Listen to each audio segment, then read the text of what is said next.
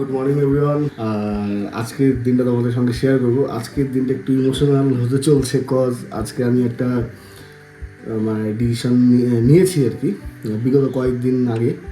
তো আজকে হচ্ছে সেপ্টেম্বরের 2 তারিখ, মঙ্গলবার 2025। তো ব্যাপারটা হচ্ছে আমার যে বাইক মানে 220, সেটার বয়স হচ্ছে 9 বছর, আজকের দিনে 4 মাস। তো সেই বাইকটা আমি সেল করতে চলছি। মানে কি বলি বলো, মানে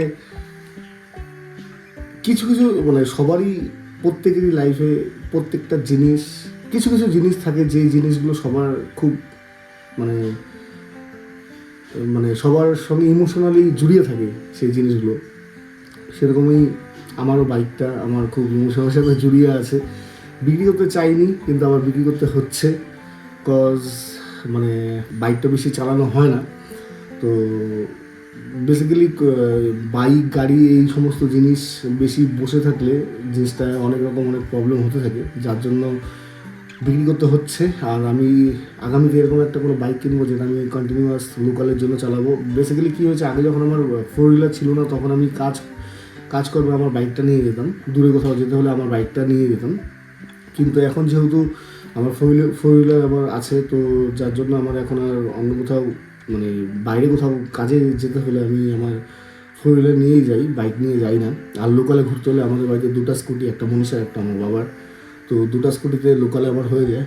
আর বিগত 1 বছর থেকে আমার মনে করো, 1 বছর না বলবো না, 6 মাস থেকে মনে করো আমার বাইকটা বসেই আছে। 6 মাস হয়তো 2-3বার চালিয়েছিলাম, তাতে অনেক রকম ইস্যু আসছে, ব্যাটারি ইস্যু, এটা ওটা, যাই হোক। তো মানে আমারও খারাপ লাগছিল যে বসে বসে গাড়িটার মধ্যে মাকড়সা জাল হচ্ছিল, ঠিক আছে।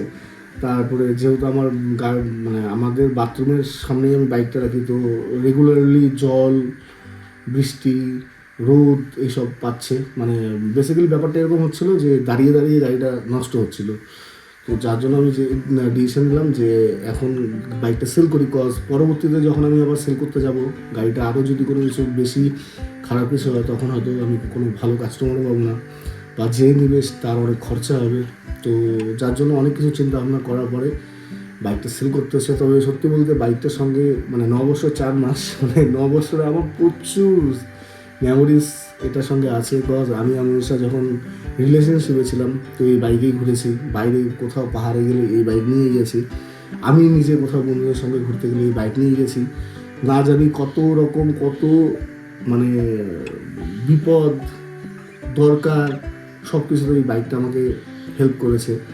আর মানে যত বলবো ততই কম, কজ একটা ছেলের কাছে মানে মেয়েদের কাছে গয়না, ছেলেদের কাছে গাড়ি, তো আমি মনে করি আর কি। যাই হোক, তো সেই মানে বলে আমি তোমাদের এক্সপ্লেনেশন করতে পারবো না যে কতটা আমি ইমোশনাল হচ্ছে এই মুহূর্তটাতে।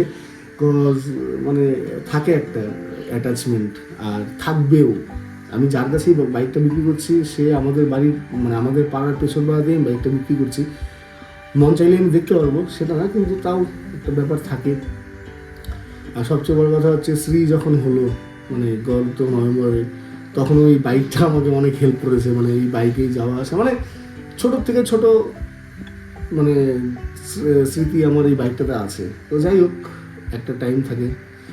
তো মানে বেসিক্যালি যে বাইকটা চালাতাম, তো সেই ক্ষেত্রে হয়তো আমি বাইকটা রাখতাম আরও, কারণ আমার বাইক ফাইন্যান্সিয়াল কারণে আমি বিক্রি করছিলাম, বাধ্য হয়ে বিক্রি করছি। বিকজ আমি জানি যে আগামী সামনে দুর্গাপূজা করে আমাদের নতুন সিজন স্টার্ট হবে, তখন আমি আমার বাইক নিয়েই আমার 4 হুইলার নিয়ে আমি কাজে যাবো। তো বাইক পড়েই থাকবে, ঠান্ডার দিনে গাড়ি পড়ে থাকলে, বসে থাকলে, যারা জানো তো তারা জানো যে ঠান্ডার দিনে যখন গাড়ি বসে থাকে তখন সেটাতে সবচেয়ে বড় ইস্যু আসে, সেটা ব্যাটারিটা ডাউন হয়ে যায়। তো গেলো বছর আমি ব্যাটারিটা চেঞ্জ করেছি, তো চাচ্ছি না যে এই বছর এই নতুন ব্যাটারিটা আবার ডাউন হোক।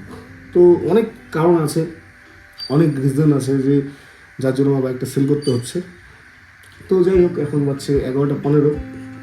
আর ভাবলাম আজকের দিনটা তোমাদের শেয়ার করি, আর এই দিনটাও থাকুক আমার ইউটিউব চ্যানেলে। আজকের দিনটা যখন আমি বাইকটা কিনেছিলাম, তখন তো মানে অ্যাকচুয়ালি বাবা আমাকে কিনে দিয়েছিল বাইকটা, মানে অনেক জোর জবরদস্তি করেছিলাম। তখন তো স্কুল পড়তাম না, কলেজে পড়তাম, যাই হোক অনেক জোর জবরদস্তি কান্না করে বাইকটা আমাকে নিয়েছিল। তো বেসিক্যালি এটা আমার 3 নম্বর পালসার।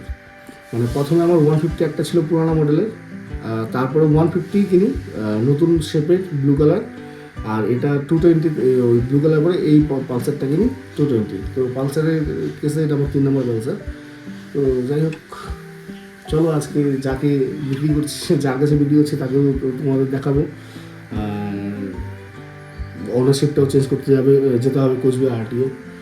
তো সময় অলরেডি হয়ে গেছে, গাড়ির ইন্স্যুরেন্স ছিল না, কালকে ইন্স্যুরেন্স করানো হলো, আর আজকে পলিউশনটা করিয়ে যেতে হবে। তো চেস এখন কারা খাবো অ্যান্ড দেন বেরোবো কোচবিহারের জন্য ওনারশিপ চেঞ্জ করার জন্য।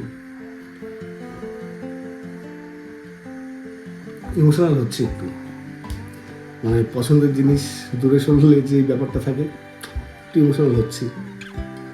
তো চলো এখন আমাদের বাইকটা একবার দেখি অ্যান্ড দেন আমরা বেরোই কোচবিহারের জন্য।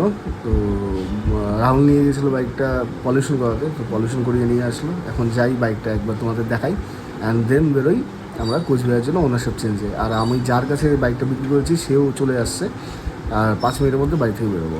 পলিউশন করে আনলো রাহুল, আর এখন গাড়ির কাগজগুলো নিয়ে বেরোবো। আর এই হচ্ছে গাড়ি অ্যাকচুয়ালি আমার থাকে এই জায়গাটাতে, বাথরুমের এই সাইডে। তো এইখানে সবসময় জল ফল বৃষ্টি রোদ সব পায়, যার জন্য গাড়িটা খারাপ হয়ে যাচ্ছিলো আর কি। থ্যাংক ইউ এত বছর এত বছর সাথ দেওয়ার জন্য।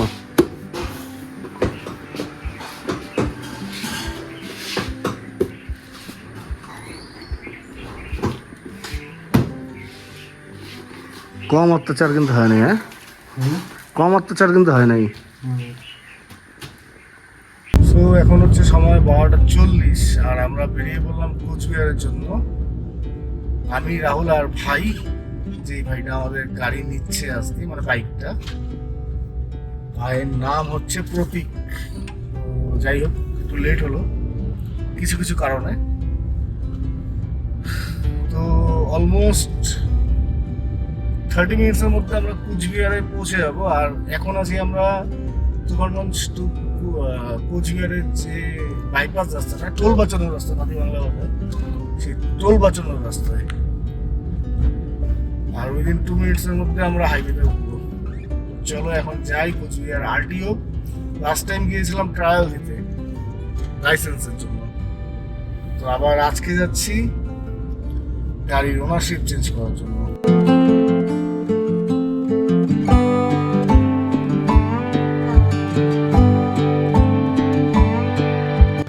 সো ওই যে ডকুমেন্টস জেরক্স করলাম, আরটিওর সামনে আছি, গাড়ি বাইরেই রাখলাম, আরটিওর ভিতরে নিলাম না। এখন গিয়ে ওনারশিপটা চেঞ্জ করে চলে আসবো। এ হচ্ছে আমাদের কোচবিহার আরটিও। সো ফাইনালি ভাইকে নাম ট্রান্সফার করে দিলাম। তো যাই হোক, খারাপ তো লাগছে, এতদিন এত পুরোনো আমার একটা বাইক, সুখ দুঃখে সবসময় ছিল আমার সঙ্গে, চলে যাচ্ছে। যাই হোক, প্রতীক ভালোভাবে চালায় গাড়িটা, যত্ন করে রাখো, মাঝে মাঝে দেখতে চাইলে নিয়ে আসো। ঠিক আছে। তো আর কি, যাই হোক, এখন যাচ্ছি বাড়ির উদ্দেশ্যে। কাজ করাতে বেশিক্ষণ সময় লাগেনি, ওই 10-15 মিনিট, খুব বড় জোর 10-15 মিনিটের মধ্যে আমাদের নেম ট্রান্সফার হয়ে গেছে। এখন মানে অফিসিয়ালি বাই পোস্টে ওর হাতে হয়তো 1-1.5 মাস পরে নতুন আরসি ওর নামে আসবে। আর আমার ঝামেলা এখান থেকে শেষ। আর এখন ও আরসি মানে ওর নামে হয়ে গেল। আর আমিও বললাম সাবধানে গাড়ি চালানোর জন্য, কজ যতক্ষণ না আরসি হয়ে আসে ততক্ষণ যদি কোনো কেস দেয় পুলিশ, তো সেক্ষেত্রে আরসির কাজটা আটকে যাবে। তো যতটা সেফলি চালানো যায় ততটাই ভালো।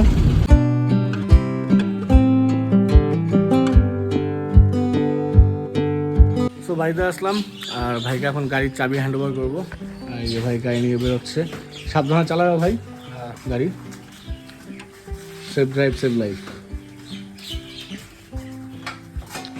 তো এই যে গাড়ির চাবি ভাইকে দিলাম, ভালোভাবে চালাবা, যত্নে রাখবো, মাঝে মাঝে দেখতে আসছে, দেখায় ঠিক আছে, সাবধানে যাও।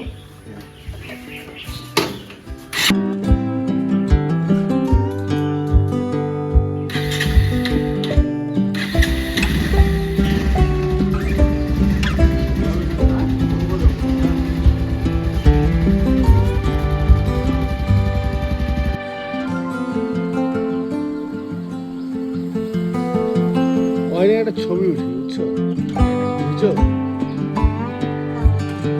গাড়ি কত চকচকা হয়েছে।